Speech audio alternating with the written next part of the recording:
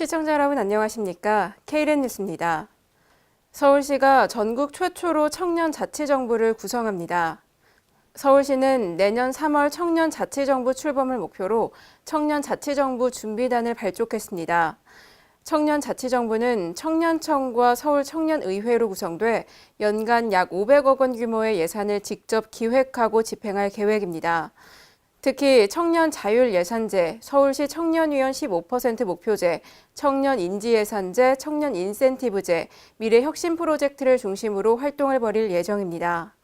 대구시가 청년 원탁회의를 개최하고 내년부터 실시될 대구형 청년 보장제에 대한 지역 청년들의 의견을 들었습니다.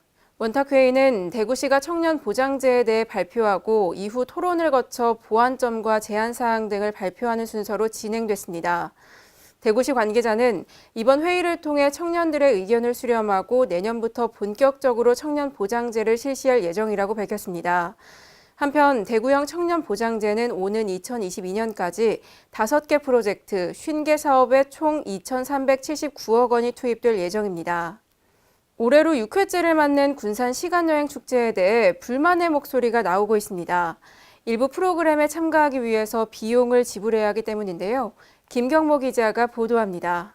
군산 시간여행 축제가 일부 프로그램 참가를 유료로 전환하자 논란이 일고 있습니다. 축제 추진위가 재정 자립도를 높이기 위해 올해부터 프리마켓과 한복 임대, 롤러장 등 총 7개 프로그램을 유료화하자 참가자들 사이에서 불만이 제기되는 것입니다. 이에 따라 프리마켓 판매자들은 5만 원의 참가비를 주최 측에 내게 됐습니다. 일부 판매자들은 작년보다 얼마나 더 나은 편의가 제공될지 의문이라며 부담을 가질 수도 있는 영세 참가자들을 배려해야 한다고 지적합니다. 이에 대해 군산시는 이미 지난 6월 참가자 모집 단계부터 참가비를 공고하고 신청을 받았다며 시간여행 화폐 등 축제의 질을 높이기 위한 곳에 쓰일 것이라고 밝혔습니다.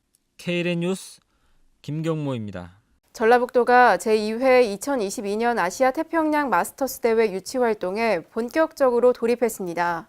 이를 위해 송하진 도지사와 유치 홍보단은 제1회 아시아 태평양 마스터스 대회가 열리고 있는 말레이시아 페낭으로 떠났습니다. 유치 홍보단은 대회 기간 동안 대회 운영 방법과 경기장 시설 등을 돌아보고 전라북도의 대회 유치 의지를 드러낼 계획입니다. 전라북도는 내년 7월 국제 마스터스 협회에 공식적으로 대회 유치 신청서를 제출할 예정이며 11월에 대회 유치 여부가 최종 결정될 것으로 보입니다. 세종특별자치시가 지난 10일 한일 국제안전도시 세미나를 개최했습니다. 이 자리에는 이춘희 세종시장과 한일 안전 관련 전문가, 시민단체 등 100여 명이 참석했습니다. 이번 세미나에서는 더 안전한 세종시를 만들기 위한 방안이 논의됐습니다. 세종시는 이번 세미나를 통해 시민들이 안전한 세종을 만들기 위한 다양한 시책을 검토하고 이를 시정에 접목할 방안을 찾을 계획입니다. 탈북민 지원과 통일교육 등을 종합적으로 지원하는 통일플러스 센터가 전국에서 처음으로 인천에 설치됐습니다. 통일플러스 센터는 탈북민들을 지원하는 하나센터와 통일교육기관들이 하나로 통합돼 새롭게 문을 열었습니다. 센터는 앞으로 남북교류 협력 사업과 탈북민 정착, 이산가족 등 통일과 관련된 모든 사업을 원스톱으로 지원합니다. 또 향후 성과 등을 평가해 전국 시도로 확대 설치될 계획입니다. 지난 10일 전주시의회에서 주택 공급에 관한 지적이 일었습니다. 민선 6기부터 신도시 개발이 이어지면서 주택 과잉 공급으로 인한 문제가 발생한다는 건데요. 김경모 기자가 취재했습니다. 전북 전주시의회에서 주택 공급을 두고 설전이 벌어졌습니다. 혁신도시와 에코시티 등에 이어 전주 역세권 개발 사업까지 추진되자 과잉 공급이라는 지적이 나온 것입니다. 김윤철 시 의원은 LH의 배만 불리는 사업이라며 전면 폐기를 주장합니다. 전체 사업 중에 20% 남짓하게만 공급이 되고 나머지 80% 가까이는 땅장사 집장사 하는 거예요. 누가? 유치해서 신정한 저소득가정들이 입주할 수 있게끔 국민주택을 지어라 이렇게 말하고 있습니까? 그렇게 해서는 재산성이 없었다. 언제부터 공무원들이 전주시가 LH의 재산성을 따집니까? 결국은 LH가 땅장사하고 집장사를 왜 전주시가 붙이고 당치자고요. 이에 대해 김승수 시장은 공공임대주택 공급을 늘려나갈 계획이라고 항변했습니다. 제가 답변할 때 초기 아니기 때문에 공공임대 중심으로 변하겠다는 것을 분명히 말씀드렸음에도 불구하고 의원님께서 사실은 결과를 정하신 겁니다. 전주시는 저소득 서민 등의 주거 안정을 위해 부족한 임대주택을 확보해 나간다는 방침을 고수하며 개발을 반대하는 일부 주민들과의 마찰은 계속될 전망입니다. KLN 뉴스 김경무입니다. 오늘의 브리핑입니다. 행정안전부와 보건복지부 그리고 국토교통부가 지역 주민들이 원하는 공공서비스 및 돌봄 의료 서비스를 맞춤형으로 지원할 수 있는 공간을 조성합니다. 이를 위해 업무 협약을 체결하고 부처 간 협력 시범 사업을 추진하기로 했습니다. 또 각 부처 간 공모 사업을 연계해서 진행하기로 했는데요. 이 부처들은 이번 협력을 통해 지역 공동체가 회복될 것으로 기대하고 있습니다. 대전광역시가 공공교통 인프라를 개선합니다. 노은, 하카지군의 주요 간선도로의 시인성을 확보하기 위해 노면 제도색을 실시합니다.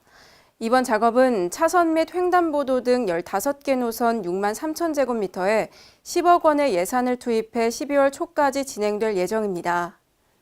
이달부터 노인 기초연금이 월 25만 원으로 인상됩니다. 기초연금법 일부가 개정됨에 따라 현재 20만 원 수준인 기초연금이 최대 25만 원으로 인상돼 지급될 예정입니다.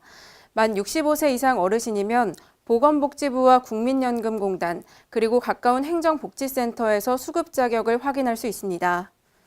울산시 보건환경연구원 동물위생시험소가 농림축산검역본부로부터 조류 인플루엔자 정밀진단기관으로 지정받았습니다. 이는 광역시 최초인데요. 동물위생시험소 관계자는 AI 진단기관으로 지정받아 모든 조류에 대한 AI 진단 능력을 보유한 만큼 신속한 신고 접수와 검사, 역학조사 등 방역체계 유지에 최선을 다하겠다고 말했습니다. 전북대학교 병원이 메르스 확산 방지에 총력을 기울이고 있습니다. 전북대병원은 병동 시설과 인력 등을 점검하고 바로 가동에 들어갈 수 있도록 준비를 마쳤습니다. 조남천 병원장은 신종 감염병으로부터 지역민을 안전하게 보호하기 위해 시설과 장비 인력 등의 만반의 준비를 갖추고 있다며 메르스가 전북에 확산되지 않도록 최선을 다하겠다고 말했습니다. 제주도가 정책의 모든 단계를 일자리 중심 체계로 구축합니다. 이는 제주도가 양질의 일자리를 창출하는 것을 민선 7기 도정 키워드로 삼았기 때문인데요. 원희룡 제주도지사는 현재 추진 중인 사업들을 일자리 창출 관점에서 분석하고 전면 재검토할 것이라고 말했습니다. 보건복지부가 지난 10일 보건의료단체와 간담회를 개최했습니다. 이날 간담회에서 보건복지부 관계자는 메르스 환자 확인 경과와 대응 현황을 설명하고 메르스 대응을 위한 협조를 요청했습니다. 보건의료계는 의료기관과 약국의 위기 단계별 대응 지침을 마련해 줄 것을 요청했으며 메르스 대응에 협력하기로 했습니다. 이상으로 KLN 뉴스를 마칩니다. 시청해 주신 여러분 고맙습니다.